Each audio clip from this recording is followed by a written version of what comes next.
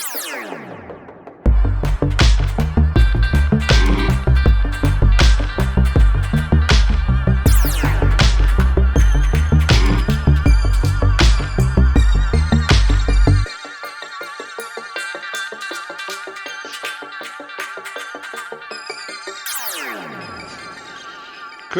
morning. Well, no. Good afternoon, everyone. Good evening. Welcome to the Crypto Insider channel. I apologize for the late video today. I'm getting a lot of things wrapped up here at the Crypto Insider compound in the wild and wonderful city of Austin, Texas. And so it's taken me a little time. Real life sometimes gets in the way of these videos. We try to keep that to a minimum, and we try to keep one video coming out per day, at least one. On very rare occasions, you may get two. In any case, what you're seeing on the screen before you is a donation we made to charity yesterday, because we made our donation to charity today too, to @GoodXRP, but they never sent the confirmation tweet out. So just know that if you do subscribe to our channel, we will send a small amount of XRP off to @GoodXRP, who breaks it down, sends it off to 9 different charities, all with really good missions. We support them, they support us, and we are happy for it.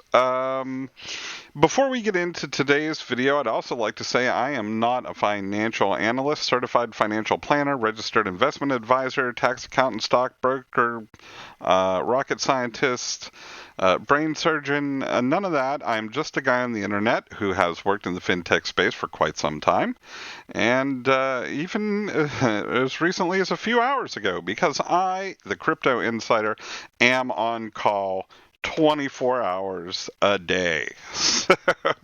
So as problems come up, I get to work very odd, strange hours. What we're going to talk about today, and one of the stories we'll feed into this, is one of the tweets that I sent out a little while ago.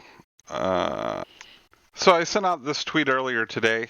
Just a while ago. I hope that Corona has finally killed the mythos of Bitcoin as a store of value.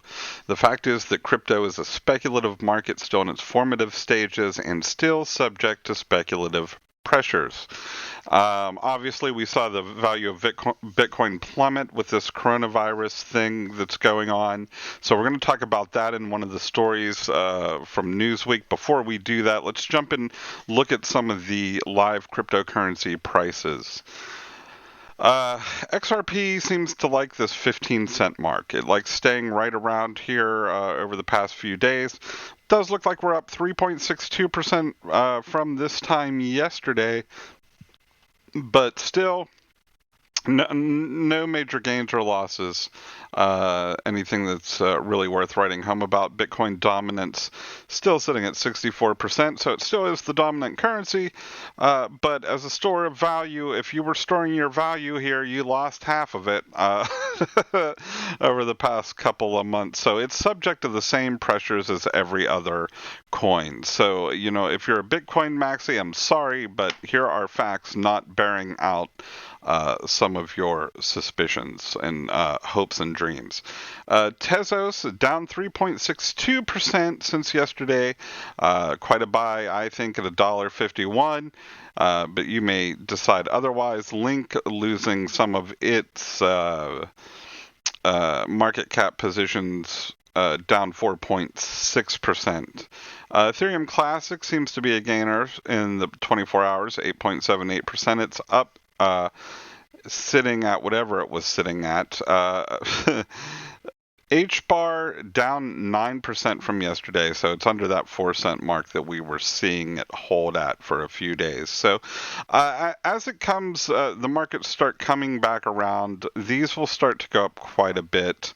We're going to talk about more of what's going to happen, what I think could happen here in a few moments. So let's look at the Ripple or the XRP price. We're in this oversold territory here, still red. I think we're going to dip below 15 cents overnight, maybe into this week, but we seem to be liking that over the weekend. The 15-cent mark seems to be where things are holding. All right, so our big article regarding the coronavirus is just something I want to try to inject some common sense into this whole discussion. Nobody in the U.S. seems to have any. People are panic buying toilet paper. People are panic buying food. The grocery stores are largely ravaged by very stupid people who think that the end of times is upon us and they need all their ho-hos or snack cakes or whatever is going to sustain their worthless lives.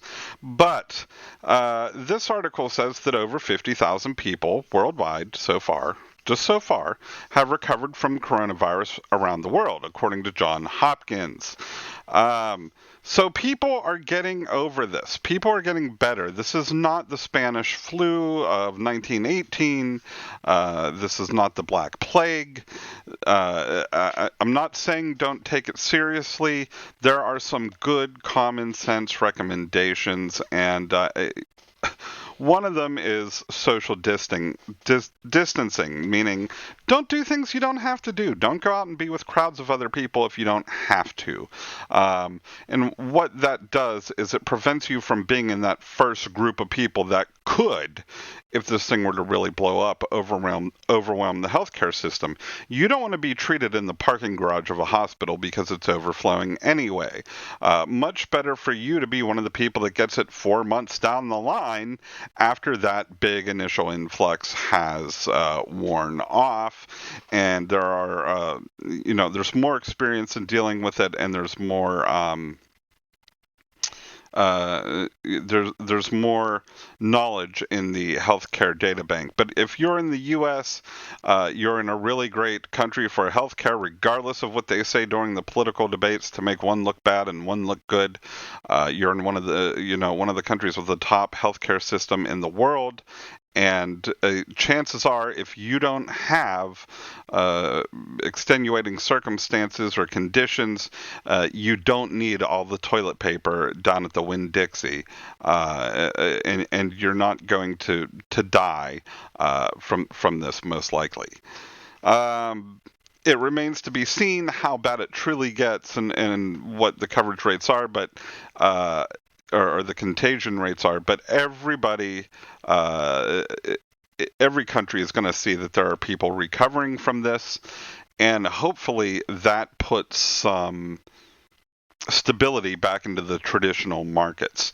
So what we're seeing financially in the crypto space, and what we're going to see is, since this is a speculative market, and what I mean by that is that you are not, if you're listening to this channel, if you're hearing the sound of my voice right now, you're not buying XRP to make cross-border payments really quickly. That's not it's the use case of XRP, but it's not why you're buying it.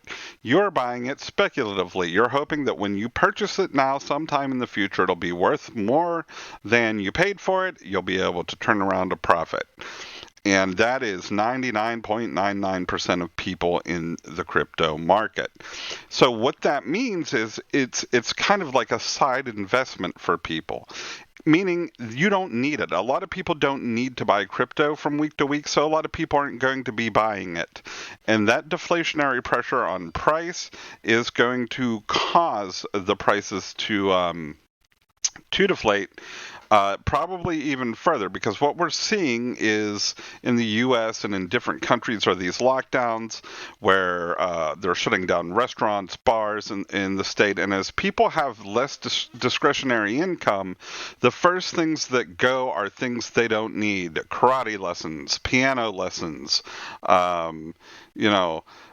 anything that's not a main staple of keeping the lights on and keeping food in the house goes. It's going to wait.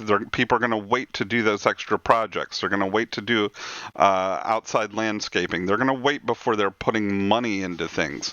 And when the economy contracts, a speculative investment, if you don't need it in crypto, may not be a good idea for you. So we're going to get hit with that with that economic contraction, especially over the next month. So I do expect to see the cryptocurrency market. I don't know if it's going to tank much further than it has, but we're going to see the market cap shrink even more, my guess is, while people who don't need crypto aren't buying it. But that does not change the fundamental tech. It does not change the use case of XRP. And as people start getting better and the economy starts to come back and restaurants start to open, because all this stuff is going to happen, price is going to again start to increase.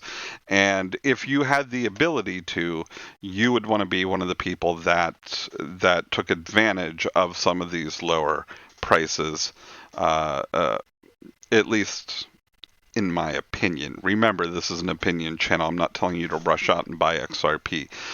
Or any other crypto for that matter. I'm just saying I think that after all the dust settles, the markets are going to start coming back, and you're going to see some opportunity for growth from the point we're at right now. Will they reclaim the all-time highs? I think that depends on crypto to crypto. I don't think every crypto is going to reclaim its all-time high, and I think Brad Garlinghouse is right. At some point, 95% of the alt market is going to be just about gone or decimated as these coins that don't have a use case or a really good use case are wiped out. What do you think? Let me know in the comments. We will be following the coronavirus story. We'll be following other crypto-related stories. I'll be back tomorrow with another video for you. There's my music. Remember, like and subscribe. We will donate on your behalf to @GoodXRP. Enjoy these videos. You can click on those and continue your crypto insider journey.